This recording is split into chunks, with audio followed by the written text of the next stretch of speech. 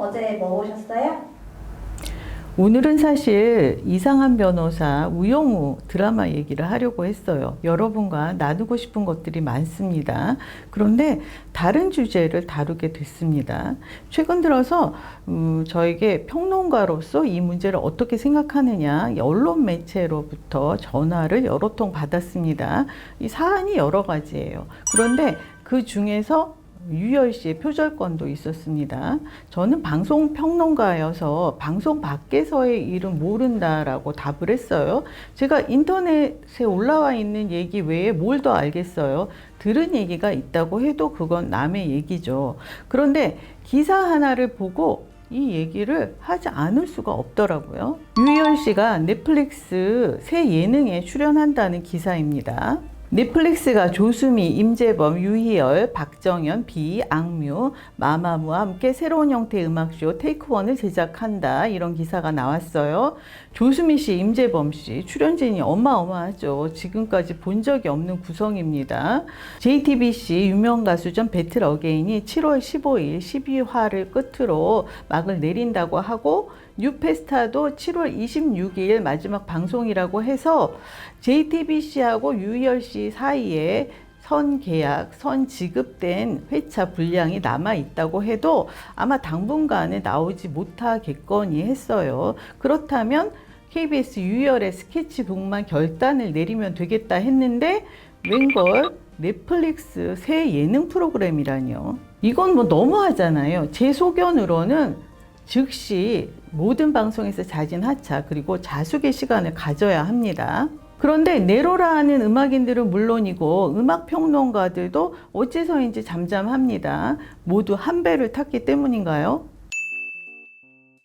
사건의 전모를 간단히 말씀드릴게요. 지난해죠. 유희열 씨가 2021년 8월부터 생활음악이라는 컨텐츠 속에서 피아노 소품곡을 발표해 왔습니다. 그런데 9월에 발표한 아주 사적인 밤이라는 곡의 주요 테마가 사카모토 류이치 씨의 1999년 발표곡 아쿠아와 유사하다는 의혹이 제기됐습니다. 도이서라는 분이 지난해 12월 29일 안테나 뮤직에 연락을 취했으나 반응이 전혀 없었다고 해요. 오히려 사카모토 씨 쪽에서는 두 곡의 파트가 유사함에는 동의하지만 법적인 대응은 하지 않을 것이다 라는 답신을 이내 보내왔다고 합니다. 이후에 도이서 씨가 생활음악 정식 발매 소식을 들은 거예요. 괘씸해서인지 6월 14일에 이 사실을 SNS를 통해서 공론화한 거죠. 공론화되고 나니까 유희열 씨가 무의식 중에 기억 속에 남아있는 진행 방식으로 곡을 썼다면서 유사성을 인정하고 원작자에게 사과한다는 글을 올렸습니다. 사카모토 씨 측과 협의해서 저작권 문제를 해결하겠다고 했어요. 그런데 당사자인 사카모토 씨가 그 다음날 유사한 것은 맞지만 음악인으로서 이해를 한다. 그럴 수 있다. 법적인 조치는 취하지 않겠다는 요지의 입장문을 발표했어요. 여기까지는 깔끔해 보입니다. 그런데 그 이후에 표절이 의심스러운 곡들이 속속 쏟아져 나오고 있습니다. 제가 정말 확인해 보고 싶지 않더라고요. 그러나 유희열 씨가 음악 예능 프로그램의 메인 진행자잖아요. 그러니까 어떻게 확인해 보지 않을 수가 있겠어요. 그 두 곡을 비교한 영상을 클릭할 때 제 마음이 어땠느냐 하면 제 아들아이 고등학생 때 일이에요. 제가 차를 타고 지나가는데 아들아이가 길에서 친구들과 어울려서 놀고 있더라고요. 아니 아이가 학원에 있어야 할 시간에 왜 저기에서 놀고 있지? 아이에게 전화를 거는데 가슴이 두근두근 했습니다. 애가 거짓말을 하면 어떡하지? 나는 어떻게 대응을 해야 하지? 진짜 조마조마했어요. 그런데 다행히 아들 아이가 이래저래 해서 오늘 학원에 못 갔다고 얘기를 하더라고요. 평소 같으면 뭐 나무라 쓸 엄마가 날아갈 듯한 목소리로 알았다 하고 끊으니까 아이는 좀 의아했겠죠. 딱 그런 마음. 이 표절이면 어떡하지? 아니면 좋겠다. 이런 생각이었죠. 제가 신중하게 여러 곡들을 들어봤어요. 표절이 아니라는 분도 계시더라고요. 그런데 제가 음악을 잘 모르지만 이게 표절이 아니면 도대체 뭐가 표절이겠어요? 유희열 씨가 무의식을 핑계 삼았잖아요. 그 무의식이라는 거 저도 압니다. 글 쓰는 사람들도 늘 경계하는 부분이에요. 그런데 이 무의식이 너무나 빈번하게 튀어나오고 있는 거예요. 이 우연이 계속 반복되고 있는 거죠. 그분의 말대로라면 무의식이 꽤 오랜 기간 동안 열일을 한 셈입니다. 아, 맞다. 그런 게 있었지. 생각나는 게 하나 있어요. 일로 만난 사이 3화에 유희열 씨가 나와서 그 공원에서라는 곡의 도입부를 멜로디언으로 연주했습니다. 그런데 그 곡을 듣는 순간 아, 나 이 곡 아는 곡인데 이건 뉴 에이지 계열의 피아노 곡 아니었나? 좀 이상했어요. 제가 아이들을 그 학원으로 실어 나르고 아이들 학원 앞에서 기다리고 했을 때 이 음악을 참 많이 들었습니다. 그 어떤 곡을 그 집중적으로 들었던 시기가 있죠. 그러면 나중에 세월이 지나도 그 곡이 나오면 바로 그때 그 시절, 그 시기가 생각나잖아요. 떠오르잖아요. 근데 제가 유희열 씨가 멜로디언을 연주하는데 그때가 딱 떠올랐거든요. 그래도 유희열 씨가 자기가 작곡했다고 하니까 그런가 보다 했습니다. 그걸 확인해 볼 생각조차 하지 않았어요. 그런데 요번에 그 표절 의혹곡 그 리스트에 이 공원에서도 올라와 있더라고요. 공원에서는 2008년에 나왔고요. 데이비드 란츠의 리턴 투 더 하트는 1991년 발매된 곡입니다. 제 학부모 노릇이 2008년 훨씬 전에 졸업을 했으니까 제가 그 당시에 들었던 건 리턴 투 더 하트가 맞죠.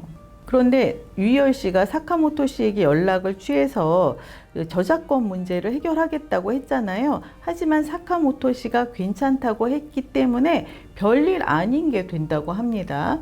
뭐 LP 제작 또 앨범 발매는 다 중단했지만 표절 당한 당사자가 문제 제기를 하지 않으면 별 탈 없이 넘어가는 거래요. 남들이 아무리 때를 지어서 아우성을 쳐도 유야무야 된다고 합니다.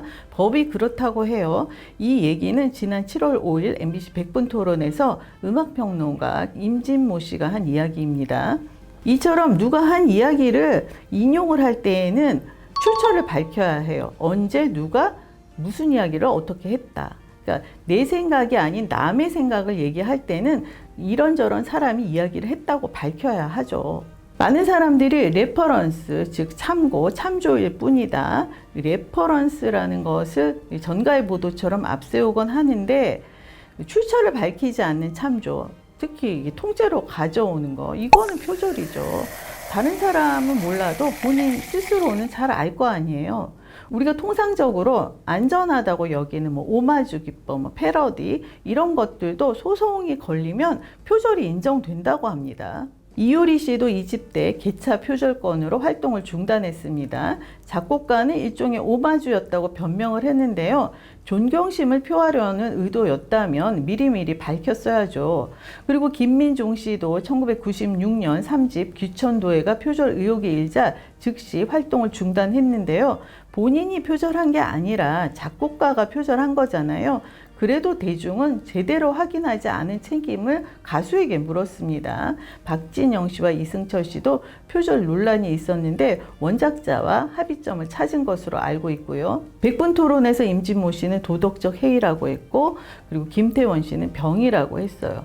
그런데 이건 뭐 개인 차원의 뭐 도덕적 해이, 병으로만 볼 것은 아니지 싶습니다. 지금 우리가 익히 알고 있는 음악인들 또 방송 관계자들 중에서 이번 사건에 대해서 의견 표명을 한 사람은 임진모 씨와 김태원 씨 단 둘뿐입니다. 혹시라도 자신에게 불똥이 튈까봐 다들 조심스러운 모양이에요. 지난 12일 뉴페스타 12화에 양희은 씨도 나왔더라고요. 아이돌부터 원로 가수까지 실력 있는 음악인은 총 출동했다고 해도 과언이 아닌 프로그램인데요. 이 방송을 보면서 유희열 씨와 같은 길을 걸었거나 방조를 해온 건 과연 누구일까 유심히 보게 되더라고요. 유희열의 스케치북에 진행자 하차민 그 프로그램 폐지 요구가 빗발치고 있습니다. 스케치북은 과연 막을 내릴까요? 설마요. 양은 냄비 부글부글 끓듯이 그러다 말 것이다. 식을 때를 기다리고 있겠죠. 우리가 잊어서는 안 되는 것이 표절에 관대한 KBS라는 거. 지난번에 다뤘던 요즘 것들이 수상해 표절 의혹권, 지난 6월 KBS 시청자위원회에서 권호주 의원과 지성욱 위원이 표절 의혹에 대한 해명을 요구했습니다. 이내규 협력제작국장의 답은 표절 아니다. MZ세대의 삶이 누군가의 전유물은 아니지 않느냐면서 표절을 극구 부인했습니다. 뭐 그러리라고 짐작은 했지만 씁쓸하더라고요. KBS 홈페이지에 보면 이 녹취록이 있으니까 시간 나실 때 한번 찾아보세요. 도리에 맞게 잘 산다는 것이 쉽지 않습니다. 누구나 실수도 하고 잘못도 하죠. 하지만 잘못을 하면 반성이 따라야 하잖아요. 하차 그리고 자숙을 해야 마땅할 시간에 새로운 프로그램 넷플릭스, 이건 정말 용납이 아니 됩니다. 아마 이제는 내 몸이 나만의 것이 아닌 위치에 올랐기 때문이 아닐까 뭐 이해를 해보려고는 합니다. 주변에서 부추기는 사람들도 있겠죠. 사람들 시간 지나면 다 잊어. 버티면 돼 라고. 누구나 마찬가지겠지만 지금 유희열 씨에게는 진정한 조언자가 필요합니다.